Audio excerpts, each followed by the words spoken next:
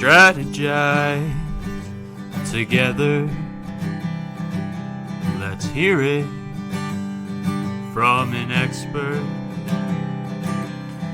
Join the conversation, it's informative and free. You and me, let's talk some strategy.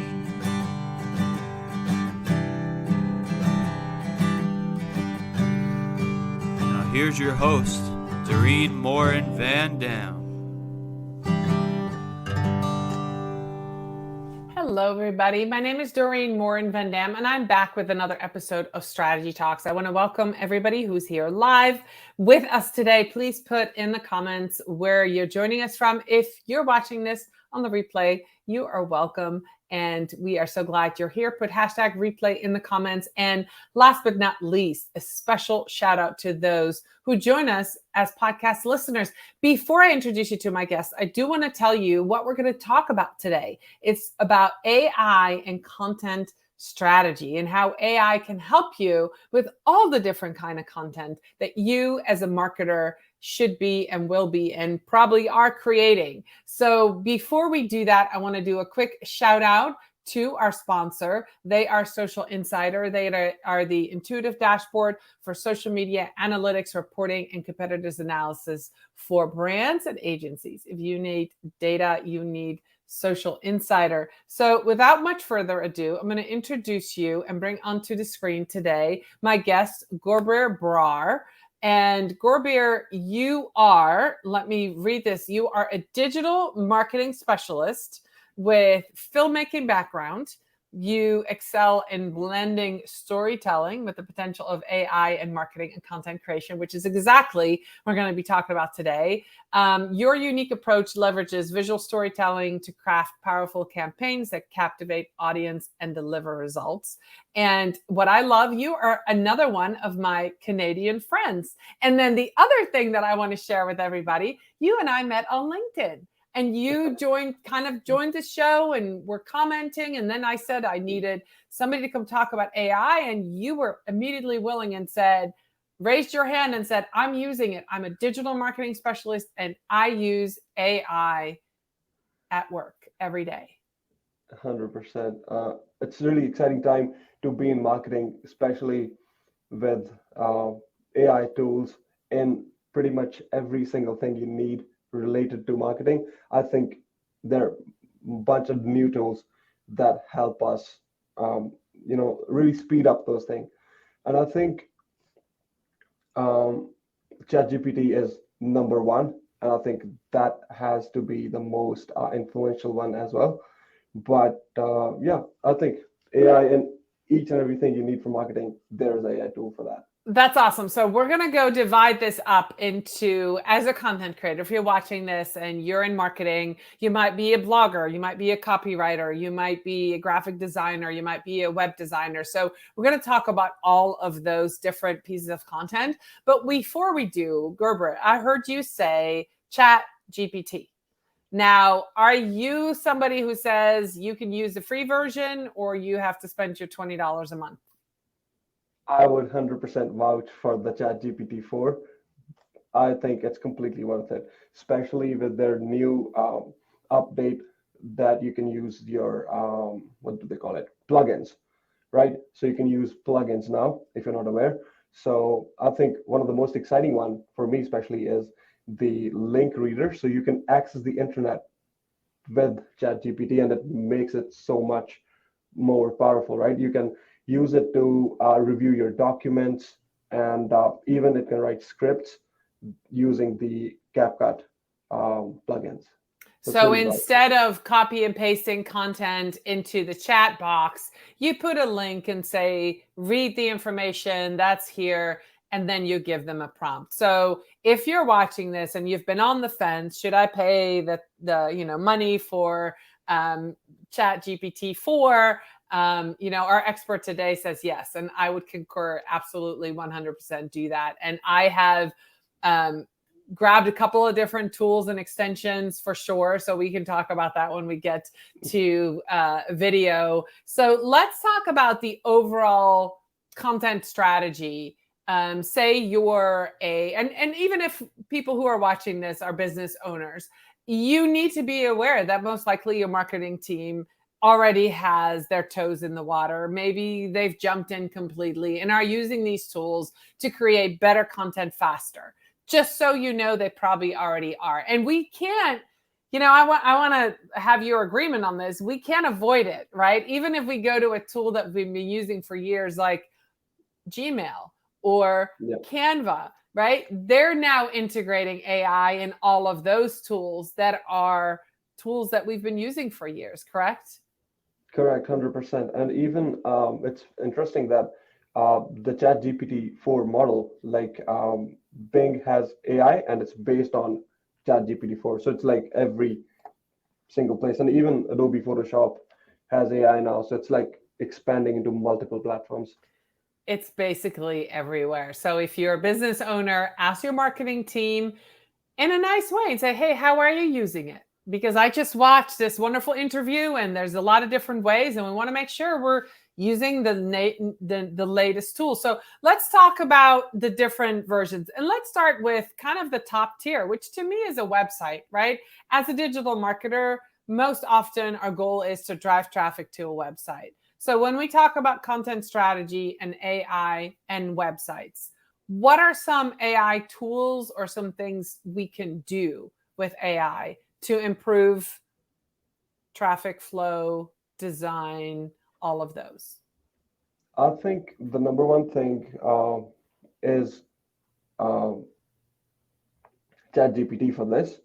What I've discovered is using the same link extension. For example, I work with a furniture manufacturer, for example, right? So I can put in a website for a major brand that is leading the industry, for example, IKEA. I put in the link for IKEA and then I can ask it, review the website and tell me what are their strongest points. And then it can tell me what are the tools, even design elements. It can tell what are the things that are working for them and what are the things you can like use for inspiration and maybe incorporate in your own website as well. So I think that's really powerful. So you're using ChatGPT version 4 as a competitor's analysis tool. Yeah, 100%. All right, brilliant. That's great. So if you've not done that before, check out to see what other people in the industry are doing and have the tool AI analyze what's working and what's not on this website. And then, of course, what you do with that information is up to you. Yeah, completely. And I think you can even like not even competition analysis. I think you can even put your website in and ask it the opposite, like what are the areas that I can improve, for users, so that it's easy for them to check out, for example. So it'll review the website and then it'll tell you what are the areas that you can improve instead. So you can use it both ways. That's cool. Now, can you ask it to look at, you can't ask it to look at the back end, but you can look at it as content or also SEO wise, how it ranks? I don't think it looks into SEO, but definitely the way website looks and the functionality. Like I did it with IKEA. So it told me like they have like store locators and it talks about sustainability. It breaks it down into a couple of parts.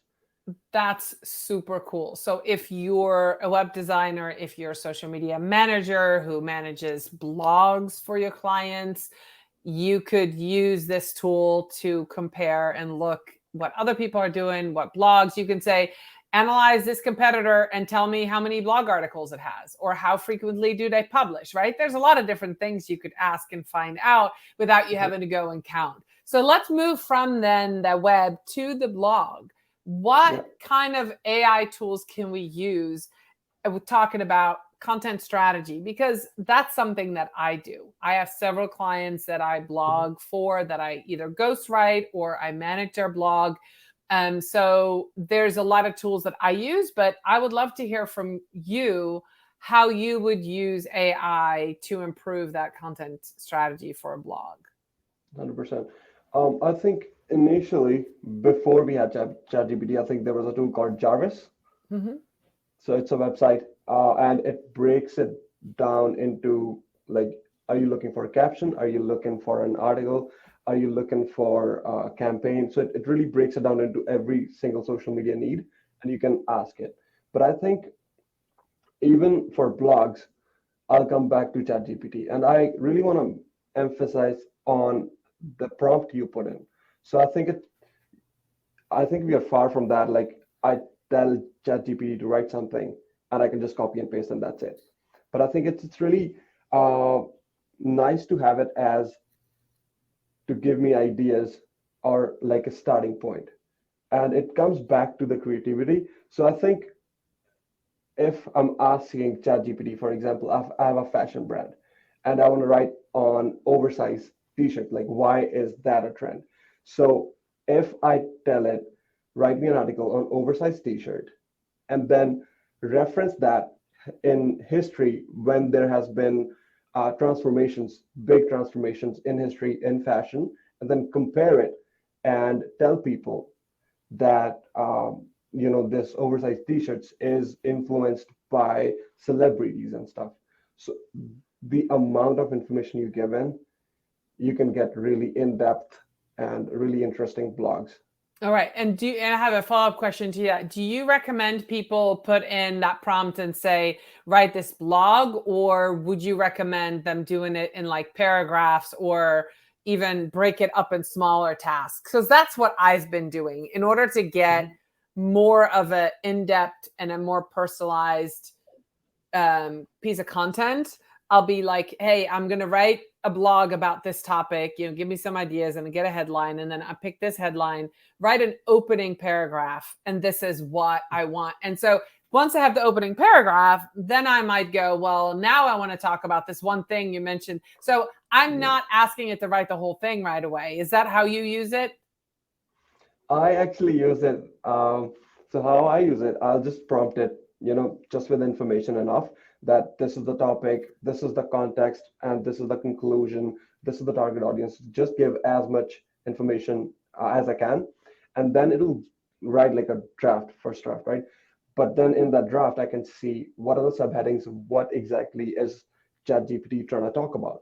And then I'll open up another tab, just a new chat, for example, and then use the previous chat just for reference, and then ask it again and break it down into each different section. Okay, that makes sense. It's a very similar process. I like it. Yeah. So that's really cool. So instead of asking it to do all the work, and this is something that if you're watching this, if you're listening to this, AI is not the content creator's tool. It's an editing tool. It's an idea tool. It's an enhancement tool. It should enhance the work that you do. Maybe you're faster. Maybe you have better ideas. Maybe it comes up with a different angle. Maybe it improves your writing. Maybe all of those things. But if you're using it to do all the work for you, that's not going to work long term because it's just going to be the same as everybody else's. So I love that you said earlier about prompts. I think that's really interesting, right? A lot of people have a hard time coming up with ideas. So one of the things that you can do is give it two things, like you said, oversized t-shirt, fashion brand, and the history. So then ChatGPT can write a content. Say, right now as we're recording this, the Ken and Barbie movie is really big. And say you had a realtor client who wanted to write something about Ken and Barbie. You could say, hey, ChatGPT, I want to write a blog article that's funny about, Ken and Barbie looking for their next new dream home. And you live in this town and you're the realtor and you need to sell them. And then, right, you get something super, super cool and interesting that is for that particular client. And that's how you should use it. Yeah, you nailed it. Yeah. And I think, as you said, like write up fun, like, did you say funny? Yeah, funny, be think, specific about the tone too that you're looking for. Exactly. And I think these adjectives play a big role too. Like you can mold the same content that it's, giving you. You can ask it to make it playful, creative.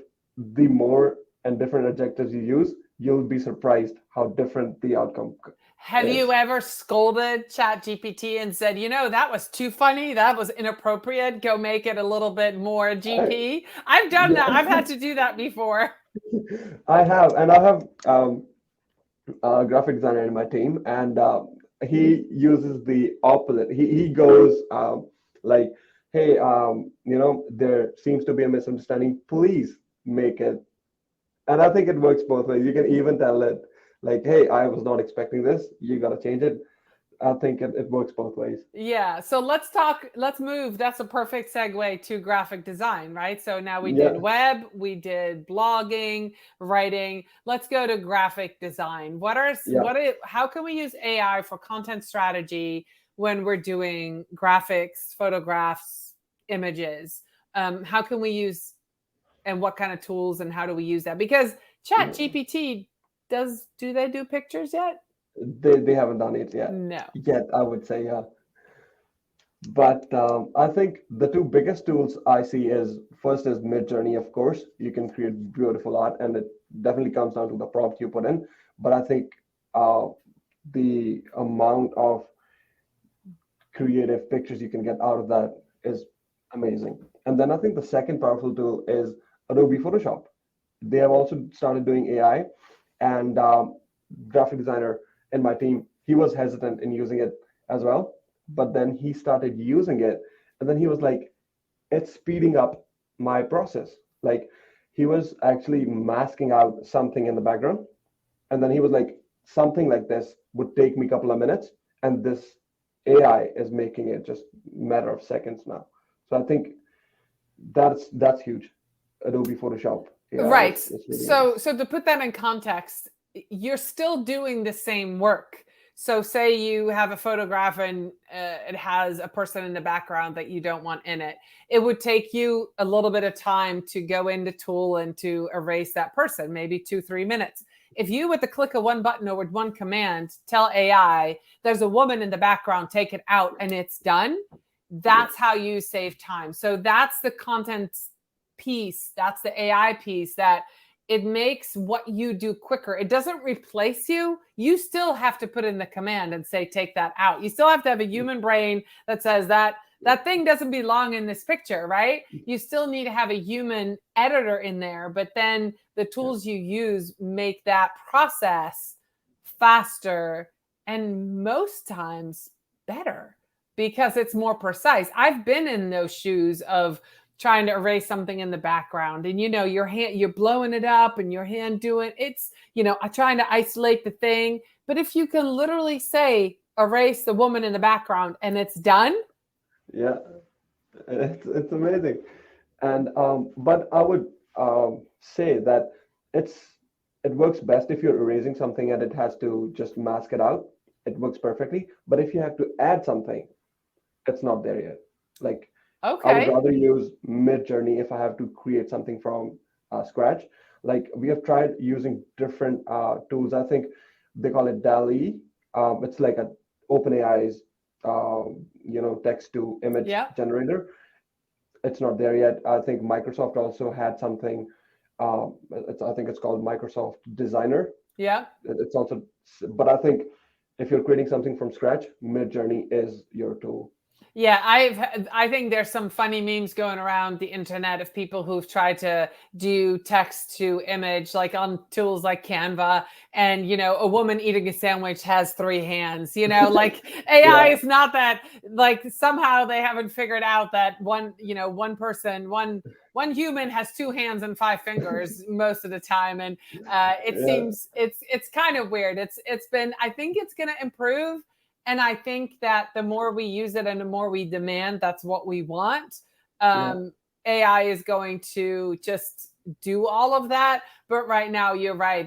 It's kind of funny. And I have used it more to replace things than to take things out and replace it with something else. Like yesterday, I found an image of a cake with a blue ribbon, and I wanted a cake with a green ribbon. So I gave it a command, take out the blue ribbon and put a green ribbon in, and it couldn't do it. It couldn't figure it out. Oh, really? I was like, okay, I could erase the blue ribbon, but I couldn't put a green ribbon in, and I have to just artificially do that myself and find a ribbon and copy and paste kind of thing. It couldn't figure that out, that command. And that's, again, that's okay. I mean, we are seeing progress because, you know, we're in the summer of 2023. This really just started happening maybe January, February of this year of 2023, where AI, I mean, I have been using tools. How long have you known, or have you been aware that some of the tools that you've been using, Gurbir, that had AI capabilities?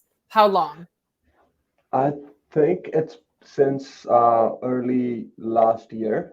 There was a model called Playground. It was also OpenAI, but it was like an early stage ChatGPT. So I was using that, and it was very similar to ChatGPT, and but it wasn't like that effective, right? But you can still ask it to paraphrase or like ask it a couple of things, and it'll reply back to you. And it was like interesting. And then, of course, I think starting of this year when this ChatGPT thing blew up, and that was like actually a game changer because it has so much information. Of course, it can give you some responses that are not that correct, so you need to check factual information, right? Let's I talk think, about that. Did you hear about that court case where two lawyers almost got yeah, disbarred? Did you hear about that? yes, I did. Yeah, I So was, for those who don't know this story, and you can probably ask Chat GPT-4 to pull it up for you, but there were two lawyers, I believe it was the state of Texas, who prepared a brief and had asked Chat GPT to come up with cases. So it showed a precedence of this thing. And so they used that argument in court, and turns out that it was completely made up. And so I don't think they got disbarred, but they definitely got written up, and whatever whatever punishment lawyers get when they make a mistake in court, that is what happens. yeah, So, which is a good point to make, that, you have to fact check 100%. yourself and things. And, you talked about furniture website, and, I have B2B clients as well. And say you talk about home security, which is something that I blog about, and I say, give me 5 reasons why somebody should have a home security system. I still need to go check that whatever 5 reasons I'm given, that they make sense and that they are valid. So you need to do your own research, and you need to make sure that what is told to you, that, that they're actually facts. And I think another thing is copyright. As you said, like you have clients too. And I think if someone is running a social media agency, or even someone like myself who is in marketing for a company, I think we're not clear on the copyright part. Like, where is it writing those captions for you, right?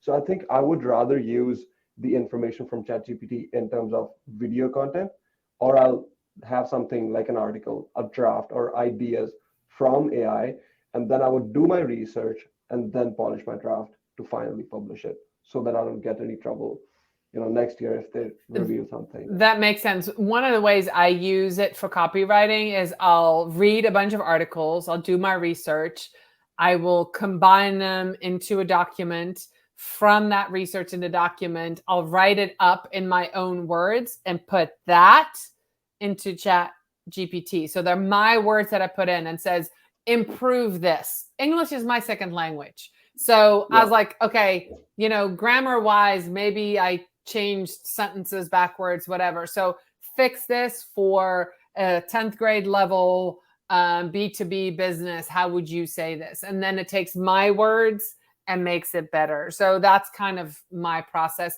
We have a couple minutes left, and I do want to talk about video, because you just mentioned that AI and video, and AI and podcasting. So let's go to video first. What are some tools that we can use, and what are some of the things that AI can do when we produce video? And you're a filmmaker, so this is kind of your wheelhouse. Yeah, I think the latest one I saw is CapCut, right?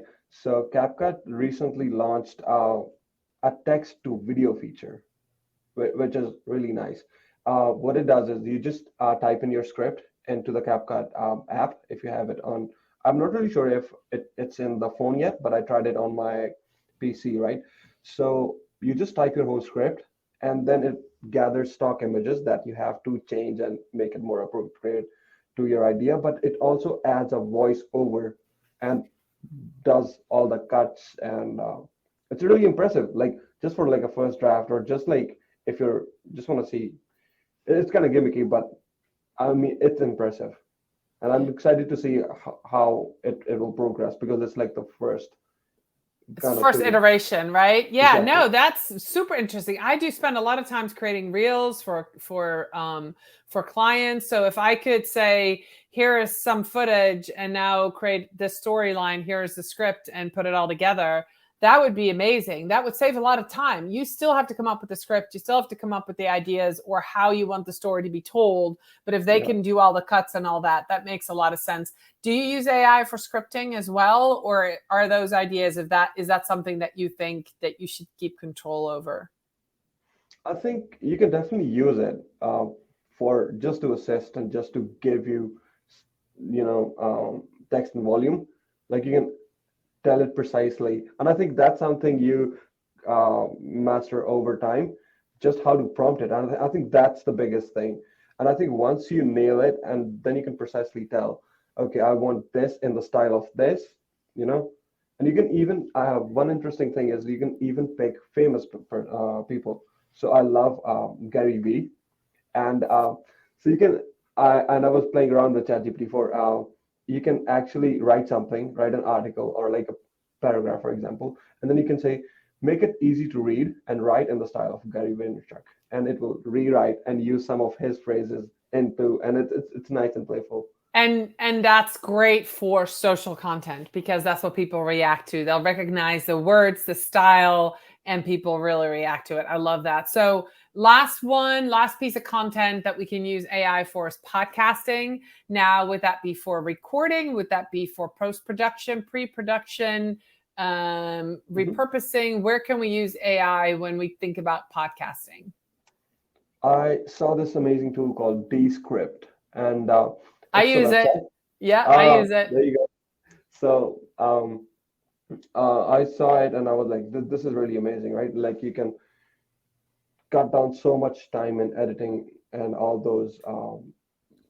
It does the Like, transcript for you. It can cut your video yeah, if you do video as well. It can cut sound bites. It can make um, little reels, little story TikToks or whatever you want to call them, short form video. It can do so much, absolutely, for podcasting. I yeah, didn't know you were going to say that tool, but it's a fantastic tool for sure. And yeah. I use it almost every day. So, and I think that's the thing that I kind of want to kind of close with. If you're Mhm. watching this and you're like, oh my God, all the tools, there are so many tools out there and there's so much to learn. Most likely I feel like you're an expert because you're doing this all the time. You're a digital marketing specialist. You probably use 3 to 5% of the capability of the tools that you have in your toolbox. Is that about, like an assessment? Maybe there's some tool, maybe with Canva, I'm using 30, Yeah, and I'm an avid user of Canva. Of all the tools that I have, that's probably the tool that I have, been diving into the most in the last 8 years that I've used Canva. But there's so many tools out there that we see the top part of it and we don't dive deep. So this whole exercise of AI content strategy tips today was to get people curious, I think, 100%. and experiment with things and understand that there's so much out there that we don't know. That's very exciting. Yeah, and I would just like to add something. Um, like we've talked about creating content and about scheduling content. There's a plugin in ChatGPT 4 called Zapier. It's like an online publishing software, right? And you can use that, and ChatGPT will create Zapier links for you to publish your content, and you can just click those and schedule your content. So I think it's amazing how it's growing and it's incorporating more and more tools, and yeah, it's really exciting to see where it's going. Yeah, I think what it's kind of pushed everybody to do, every tool that I've paid for so far now is integrating AI. It pushes everybody to be better. I mean, I've Yeah. used Agora Pulse for a long time, probably 8 years for scheduling, and they have a lot of cool stuff. Well, the last time I logged in, there's like, hey, do you need AI to write some of your captions? Boom, it's right there.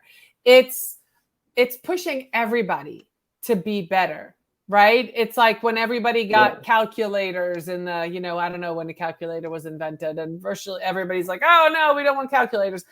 You still have to understand how to use the tool, and it allowed us to dive deeper into math by having calculators. So I think it's kind of like this, and it's making all the people behind the scenes, all the SaaS companies, kind of be on their toes. They can't sit back and go, oh, we have this tool, it's great. They have to keep innovating and inventing, and that's the most exciting time that we live in right now. I think that we're in this time where when we look back in 10, 15 years, we're going to see this growth that is unbelievable. And I think it started in 2023. I mean, it's kind of been going for a while, but I think we're really shooting up, and everybody is just really everybody needs to be on their toes. If you're a SaaS company, right?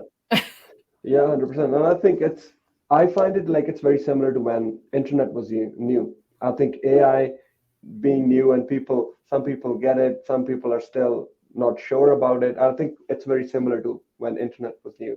And I think it's exciting to see That's a great analogy. So how can people connect with you? What platform are you most active on? If they want to connect with you and get to know you, maybe they're in Canada like you, or maybe they're a digital marketing specialist, or maybe they want to know more about AI and how you use it for the company that you work with.